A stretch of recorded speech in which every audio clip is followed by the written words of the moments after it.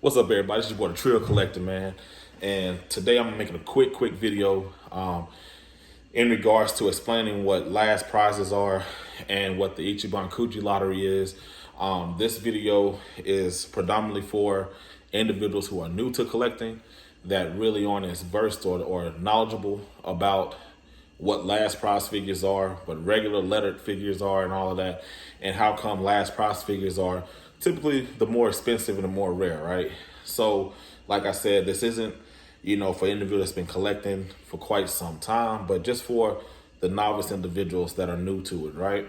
So, as we know, that the Ichiban Kuji lottery is a lottery that's held in Japan for like various animes. You can be Gundam, it could be Dragon Ball, One Piece, My Hero, Jutsu Kaisen, Pokemon, anything that has any kind of relevance to it. They pretty much have a Kuji for it, right? So I had a couple individuals asking me, man, what is the difference between a last prize figure and a regular lettered figure? I said, okay, cool. I'm gonna give you a rundown on what it's about. So typically when you participate in these lotteries, right, you have a chance of winning different types of figures, right? You may win a lettered figure, or you may win stuff like this. This is some sealed art from the Super Dragon Ball Hero Saga. This is actually a prize letter. This is a letter H. So if you pull a tag and you get a letter H, you're probably going to get some kind of box art, right? So that's one thing that you could possibly win. Then you have stuff like this, like the towels. Nothing really major, but this is still a Kuji prize, right?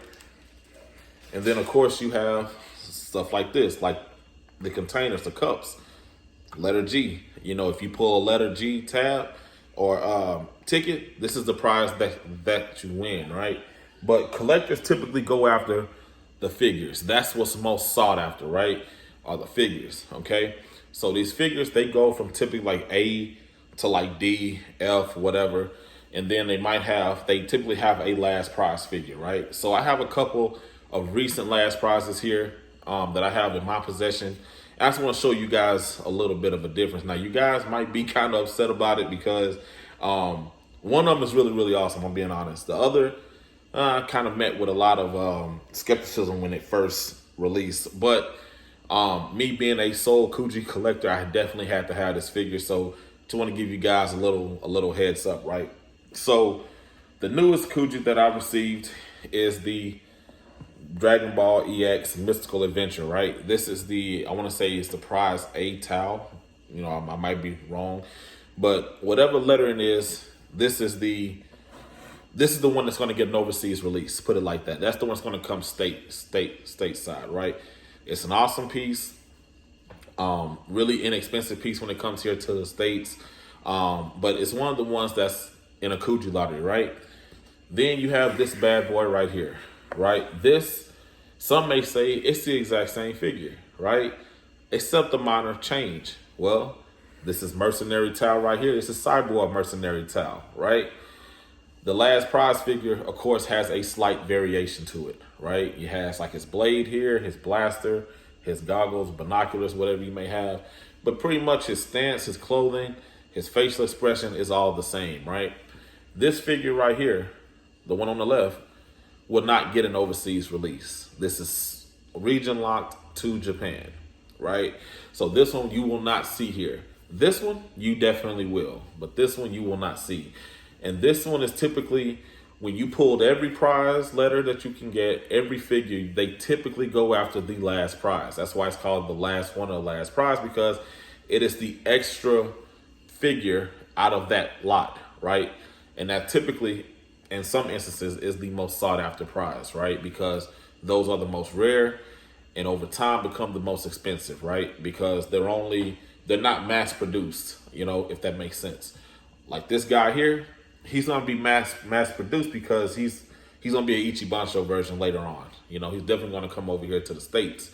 But this one right here is going to be region locked, right? So, if you're able to get him, you get him, you hold on to him, because, it is what it is. You probably won't be able to get him over time if price goes up on him, right? So that's one instance of a last prize, right? Look, quick explanation of it, right? Now, in my opinion, this particular figure here, he might stay within a modest price range, right? Because of the size of him. Now, on the other hand, he might go up because of who he is. We don't have a lot of, we don't have any Kuji mercenary Tau figures, right? So this one might definitely go up in price.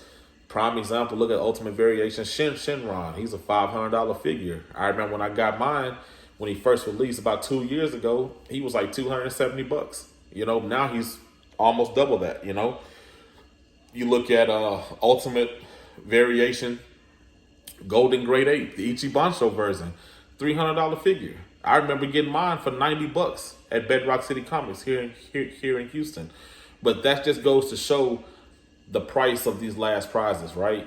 They are not mass produced, so when you get them, people typically hold on to them and drive the prices up for them, right? So I got another one here just to give you guys a somewhat of a comparison, right? So this is my newest last prize, right? I know a lot of guys might say, "Oh man, that's not a last prize. That's the Nappa from the Saiyan Saga Kuji, right?" It is, but this is the stateside release version. This is the one that we got here in the States, and this is the one that was region locked to Japan. So as you guys can see, man, one, it has subtle differences, right? Fist close on this one, open palm on this one. This one has hair that you can remove, and that's about it. And even, I think this one here, his Saiyan armor is a little bit darker than the one on the left, right? But like I said, this one here is the one that individuals typically go for because he might be worth a little bit more one day, right? So with that being said, man, last prize figures in a nutshell, they are the ones that are the most sought after. They are the ones that some collectors don't even really worry about the other letter figure prizes. They solely go for those because they know that the value of those figures are gonna go up tremendously, and I mean that, man. Some regular letter prizes may escalate in price a little bit, may increase a little bit, but last prizes, they go quick. I mean, fast. Like I said, one of the greatest examples I can give you guys is the Ichiban version Golden Grade 8. That was a series of figures that we really don't get too many last prizes released overseas. But like I said, I bought mine for $90, and you can get him now for like $350. And that's not even the official Kuji version. That's just the Ichiban version of it, right? So that's just giving you guys a heads up of what it is. So if you guys ever get into or ever hear of a last prize figure and you're able to get it at a decent price, man, I would definitely jump on that, man. Because these things here typically go up. I mean, like that, man. And I mean that. Now you may have some that typically stagnate, and those are typically like the smaller last prizes, like the Bardock. I don't know if you guys saw the Dragon Ball Super Bardock Kuji that I put on my Instagram. He's a last prize, right? But he typically is gonna stay around $50 to $60, right? Because first off, his scale and stature is small, and secondly, he's not really a figure that a lot of collectors consider a last prize. He looks more so like a crane figure, right? But at the end of the day, he is a Kuji, and he is a last prize figure, right? Another example of a last prize that probably stagnates is going to be the Rising Fighters last prize Bardock and Super Saiyan Goku. I had that figure, man, when it first released about a year and a half, 2 years ago, and I sold it because I really didn't see it as a last prize, and now I can get that figure for like $70, maybe 140 if somebody's asking 140, but I've looked for it and I've seen it around $70 to $80, right? So it all depends on the character that's being released. For instance, Limit Breaker Broly right here, he's the last prize. But you can get him relatively cheap because he's a Broly figure, and we have such an oversaturation of Brolys that he, really just doesn't. He's not going to reach that level like the Ultimate Variation Shenrons or the what's another one? Golden Great Apes, the Purungas, What's another awesome last prize? Let me see.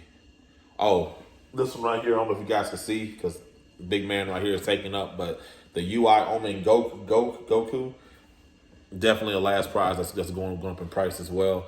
So yeah, man, that's just typically what it is and what a last prize means in a nutshell, man. So if this video helped you guys out, man, if you find it useful, go ahead and hit that subscribe button, man. Leave a comment in the comment section.